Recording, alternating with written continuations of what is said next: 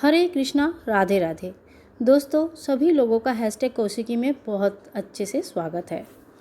आज हम बात करेंगे एक बढ़िया सा रोचक कहानी का।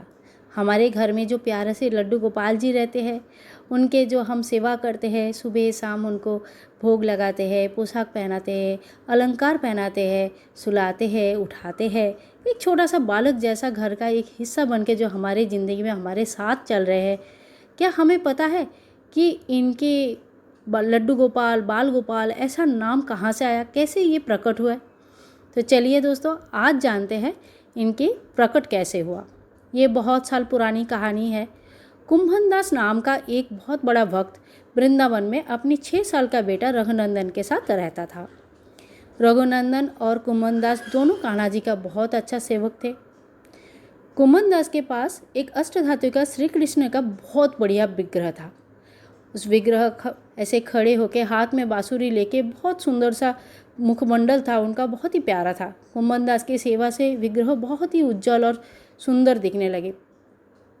कुंभनदास सुबेरे उनको स्नान आदि करवा के फिर उनके बढ़िया सा श्रृंगार करते थे और फिर सुस्वादु कुछ भोग बना के लाके उनको भोग चढ़ाते थे।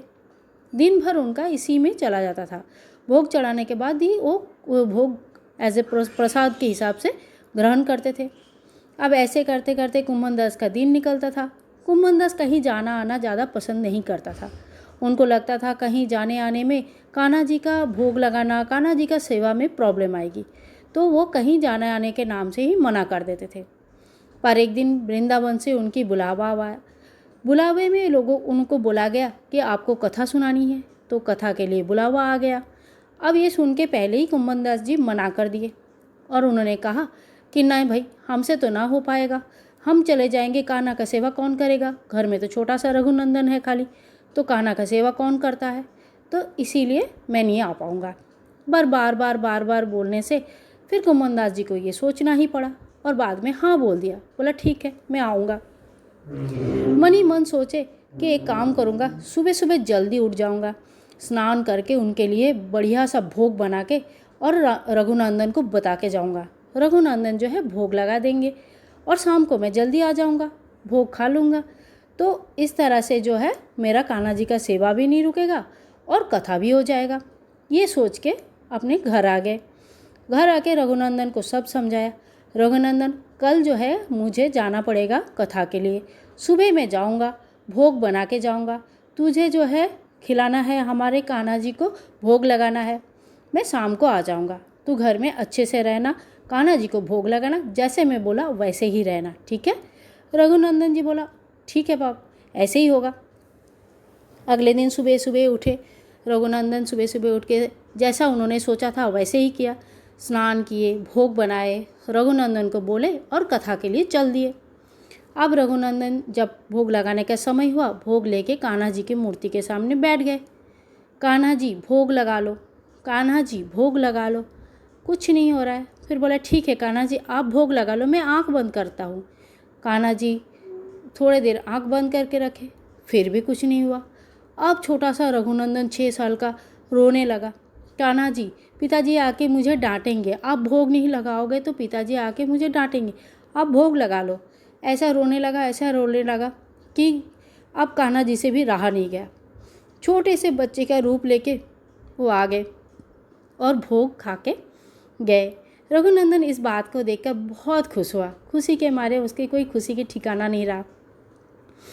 शाम को कुंभनदास उनके पिताजी जब घर पे आए, बोला बेटा भोग लेके आ, प्रसाद लेके आ।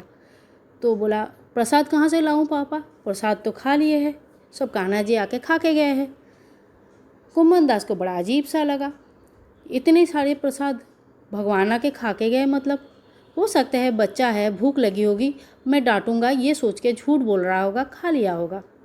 पर यही सिलसिला दूसरे दिन भी हुआ, तीसरे दिन भी हुआ। अब कुंभनदास को बहुत ही अजीब सा लगने लगा। बोला ये क्या, इतना छोटा बच्चा रोज़ झूठ बोल रहा है, क्यों बोल रहा होगा इतना झूठ, क्या हो गया इसको?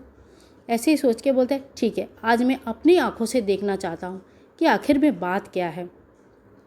और कुंभनदास जी ऐसे ही सुबह सुबह बोला कि रघुनंदन, मैं आज भी भोग बना के जाऊंगा, तू जो है भोग लगा देना, मैं शाम को आऊँगा। ये बोल के वो निकल गए भोग बना के, और थोड़ी ही देर में वापस आके छुप के देखने लगे कि आखिर में हो क्या रहा है। और जो उन्होंने देखा रघुनंदन आया भोग की थाली लेके, कान्हा जी के सामने बैठे और बोला, कान्हा जी आ जाओ, भोग लगा लो, मैं भोग लेके आया हूँ। अब इतने दिन में कान्हा जी को भी आदत सी पड़ गई थी, वो एक बार बुलाने में ही आराम से आ गए और लड्डू जो बना हुआ था वो लड्डू खाने लगे। उस दिन जो है कुम्भन दास जी भोग में बनाया था लड्डू। अब हाथ में एक लड्डू, मुंह में आधा लड्डू दूसरे हाथ में। अब ऐसी हालत में जब लड्डू खा रहे हैं तब कुम्भन दास जी दौड़ के आए, रो के पैरों में गिर गए प्रभु के, प्रभु प्रभु प्रभु गिर गए। अब इसी अवस्था में प्रभु का जो मूर्ति बन गया वो जड़ हो गए, और इसी जो बाल स्वरूप रूप हुआ, इसी का नाम बाल गोपाल, लड्डू गोपाल नाम रखा गया, जो आज घर घर में बहुत ही लाड प्यार से लोग उनको पूजा करते हैं। तो इस तरह से लड्डू गोपाल जी का प्रकट हुआ है। कुम्भन दास जी उसके बाद से लड्डू गोपाल जी का इसी रूप का पूजा करने लगे घर में, और इसी तरह से बाल गोपाल जी घर घर में आज विराजमान है। तो दोस्तों, आप लोगों को कहानी कैसे लगी?